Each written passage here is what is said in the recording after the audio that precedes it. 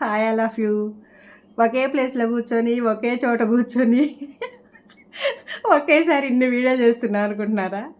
ఎలా చేయాలనిపించిందండి ఈరోజు. ఎందుకో అమ్మ అలాగ అనుగ్రహం ఇచ్చారు. సరే అనిపించి నేను కూడా దానికి సిద్ధపడి కూర్చున్నాను అనమాట. ధన్యవాదములు. బాబావారి పాట పాడుకుందాం ఇప్పుడు మనం.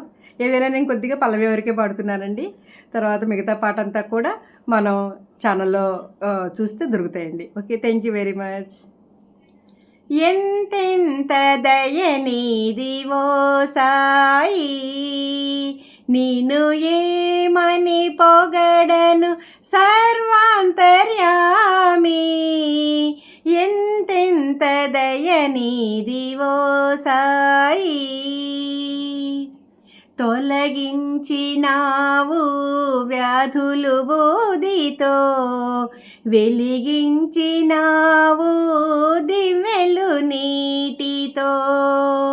ముడులకు అందవు నుతులకు పొంగవు, ముడులకు అందవు నుతులకు పొంగవు. పాపాలు కడిగేసే పావన గంగవు. ఎంతెంత దయనీదివో సాయి, నిన్ను ఏమని పొగడను సర్వాంతర్యామి.